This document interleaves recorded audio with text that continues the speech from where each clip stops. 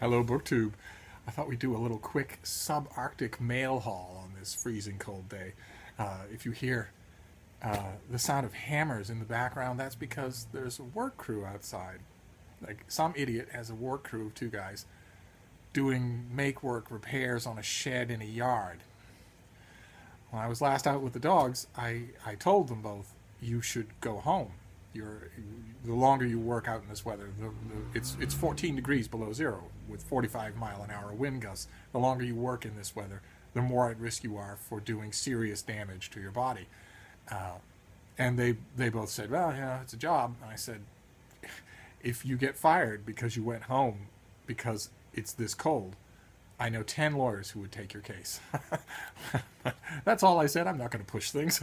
So don't let the bright sunlight fool you. It's actually bitterly cold. But it didn't stop the mail, at least the first round of mail. So I thought we'd get right to this. With this thing, open at both ends, blasted apart by UPS. And it's a novel. We Shall Not All Sleep. Oh God, you're never going to be able to see this. Oh, I hadn't thought of that. I hadn't thought of that. The light would ruin the titles. No, there's no way. All right, well, you'll just have to take my word for it. It's We Shall Not All Sleep by Estep Nagy, who is his writing has appeared in the Southwest Review, The Believer, Spectator, and elsewhere. He's the writer and director of The Broken Giant, an independent feature film that is in the permanent collection of the Museum of Modern Art. Didn't know they had a permanent collection of films. And his plays have been produced across the United States as well as in the UK and Australia. Oh, interesting. So he's a playwright. And this is the entangled past of two ruling class New England families come to light over 3 summer days on an island in Maine in this extraordinary debut novel. So we have a debut coming out in July. Always up for a debut novel. That stinks that I'm not going to be able to show these to you. I hadn't thought of that in the late afternoon sunlight. Let's give it another try and see how it works. What is this next one? We aren't ending with a box today, but there is a great big envelope. We'll see what that is. All right. This comes out in March. This is a new book on the Mal Massacre. Those of you who are up on your World War II history will remember during the Battle of the Bulge, the manic, absolutely insane last-ditch effort by Hitler to break out on the Western Front.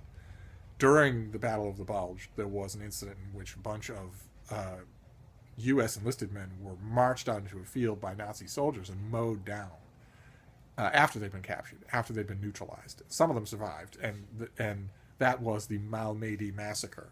And for some reason, it struck a chord, even in the midst of the horrors of World War II on the Western Front, for the sheer senseless barbarity of it. And this is a new study of that, of what happened, who survived, who was indicted, and the trial. And it's by Stephen Remy, and it comes out in March. And what can we do to show you this? Can we do anything to show you this? Oh, here we go. The Mal Massacre. Booktuber problems. All right, let's do this next one. It's not like you're coming to this channel for video quality anyway. Let's see. Oh, this is another novel. This is The Antiques by Chris D'Agostino. The Antiques? Chris D'Agostino. Look at all this light and shadow. There we go. Kind of, sort of. Oh, he doesn't look happy. He holds an MFA in creative writing from the New School, and he lives in Brooklyn. All right, so that's 2 strikes right there. The third one would be if this was terrible, which, let's see what it is. I am increasingly coming to believe what a lot of my reviewer colleagues think, which is that exposure to a professional workshop or writing workshop is actually a mark against you these days, not a mark in your favor. It means you will be a fad follower, and it means that your prose will not be heartfelt. It might be smooth, but it will be barely readable. And it would be almost impossible to tell you the difference if you've gone through. That's a little bit hypocritical for me to say. There are, of course, rumors that I myself attended a writing workshop once upon a time. This comes out in January. It chronicles a week in the life of the Westphal family. Notice the same thing as We Shall Not All Sleep, in that the time frame of the story is very constricted. The Westphal family, who unite after the death of their patriarch, just as a massive hurricane tears through town, destroying their family antique store. Amid dealing with the chaos of the storm and the memorial plans, the Westphal siblings are also losing control of their own individual lives. Okay. All right. That's not exactly the Mal Massacre, is it? Okay. So it's a novel about the. Is it a debut? Did we cover that already? No, he already wrote a book, the Sleepy Hollow Family Almanac. This is his second book about extremely privileged family problems. Let's see. What's this thing here? Oh, okay. I think we saw this on this channel before in a review copy. This comes out in a day, which is in mid-December, and it's from Prometheus Books. It's by Michael Kellogg, and it's The Wisdom of the Middle Ages. Let's see if we can see this. Yeah, good. There we go. The Wisdom of the Middle Ages, in which he goes through some of my favorite writers, Boethius, St. Augustine, Boccaccio, Chaucer, and talks about them. It's sort of a collection of essays about the big tentpole Western medieval writers. I know, believe it or not, I know all that about it. You'd think that description would mean I'd have been on it like stink on you know what, but I haven't read it. So now I have the finished copy. So now I will, and then we finish up with this big thing. Now it's obviously too big to be just one book. I have a hope for what this is. I hope that this is my monthly installment of romance novels. Let's see. Let's find out together. Oh, no, it's not. It's not. It's a bunch of books. It's a bunch of books. Who were crammed in here. Oh, they probably all came from the same publicist or the same publisher. St. Martin's. Yeah, they're all St. Martin's. Okay, so this is Edgar and Lucy by Victor Lodato. And Lena Dunham says that it's profoundly spiritual and hilariously specific. Okay. Victor Lodato is another playwright and a novelist. His book, Matilda Savage, was deemed a best book of the year by the Christian Science Monitor, Book List, and the Globe and Mail. The novel won the PEN USA Award for Fiction and has been published in 16 countries. Matilda Savage? I have not read this book. And his short fiction has appeared everywhere. How do you love the son you never expected to have? How do you love the mother who can't let you in? That is the tagline description of something that is 500 pages long. Oh, Lord Almighty. Lord Almighty. It's got an epigraph from Sappho and a quote in the first paragraph from Proust. Having a life meant having a story. Even at 8, Edgar knew this. Okay, all right, well. Okay, so this is the big, ambitious second novel from someone whose first novel was loved by all. And it made a year's best list. Some year's best list that labors under the disadvantage of not being the Steve Reed's year's best list, which is in full swing over on my intergalactically famous book blog. So if you want to know how 2016 shook out for books, that's the place to go. The next one is The History of Ancient Egypt by John Romer. This is not all the history of ancient Egypt. This is the second volume that he's done. He did an earlier one.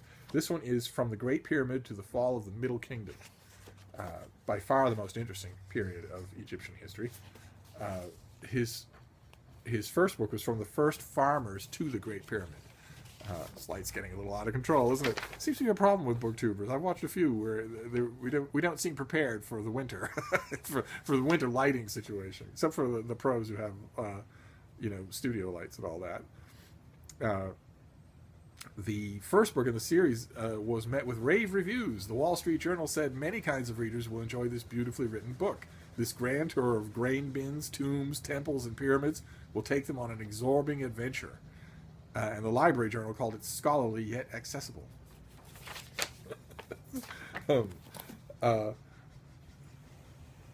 Okay, so this comes out in March, and it's a big, serious work of history. So that's good. And then, oh,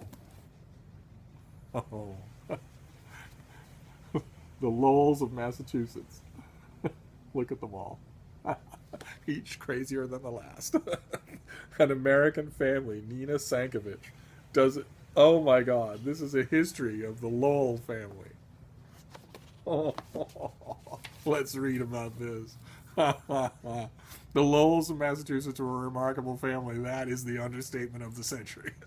They were settlers in the New World in the 1600s, revolutionaries creating a new nation in the 1700s, merchants and manufacturers building prosperity in the 1800s, and scientists and artists flourishing in the 1900s. For the first time, Nina Sankovich tells the story of this fascinating and powerful dynasty in the Lowells of Massachusetts. Note the mistake in that sentence. The dangler there, the modifying phrase, is placed wrong. For the first time, Nina is telling this story? Well, of course. You mean that she's telling a story for the first time, not that she's telling it for the first time. Never mind. Never. I'm not reviewing the blurb anyway. Though not without scoundrels and certainly no stranger to controversy, the family boasted some of the most astonishing individuals in America's history. Percival Lowell, the patriarch who arrived in America in the 17th to plant the roots of the family tree, Reverend John Lowell, the preacher, Judge John Lowell, a member of the Continental Congress, Francis Cabot Lowell, manufacturer and, some say, founder of the Industrial Revolution in the United States, James Russell Lowell, American romantic poet, and I might add, one heck of a literary figure. He wasn't just a poet.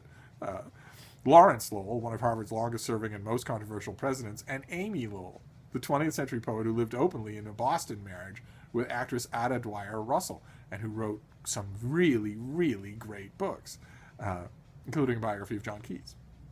The Lowells realized the promise of America as the land of opportunity by uniting Puritan values of hard work, community service, and individual responsibility with a deep-seated optimism that became a well-known family trait.